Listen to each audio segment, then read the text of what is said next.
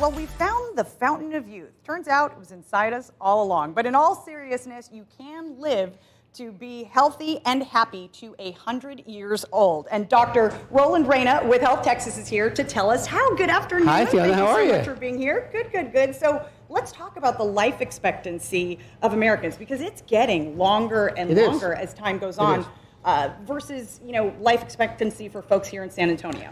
The average man in this country lives to about 78, and the average woman about 81.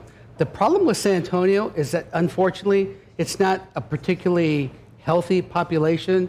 We have lots of Hispanics.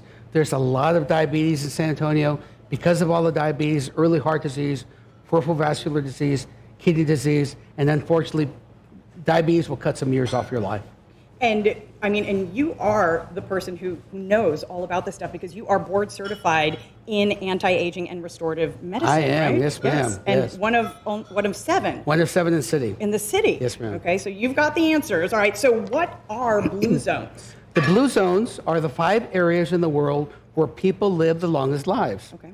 They're actually areas that are physically isolated generally or culturally isolated. Ikaria, Greece, which is an island, a small island off of Greece. Sardinia off of Italy. Okinawa, which is a small island off of Japan. We have Nicoya Peninsula in Costa Rica, which is also very isolated. And interestingly enough, here in the United States, Loma Linda. And the reason it's Loma Linda is because we have a very large population of Latter-day Saints there, and their lifestyle is very pristine. Okay, so I was going to say, just because you visited Greece or Italy doesn't extend your life any. No. I wish it would. All right. So what are the characteristics that people need in order to live to be wiser than 100? There are 9 characteristics. I'm going to kind of go in order that I have them listed here. You got to stay active. People who are active naturally, bike riding, being a shepherd, fishing, things that are active that keep you natural, that's great.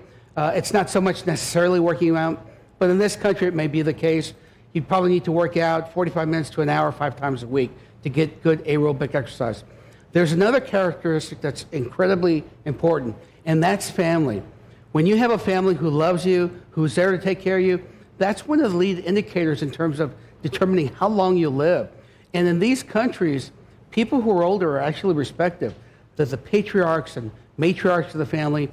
Unfortunately, in the United States, as people get older, we kind of tend to throw people away. Right. There's something that the Japanese have a term for. It's called Ikigai. And this is important. It's a reason to get up every morning, something to do, something that drives you. When you lose that drive, you lose your will to live. Eating well is important. People here in these countries, in these areas, they all are close to ideal body weight. And none of them are really vegetarian, but they have more of a plant-based diet.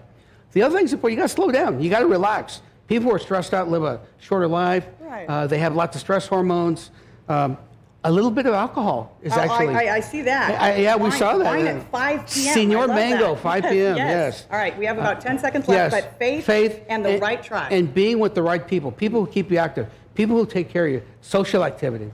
Thank you so much, Dr. Reyna. For more information about how to live longer and book an appointment with HealthTexas, just call them at 210-731-HTMG. That's 210-731-4864, or visit healthtexas.org.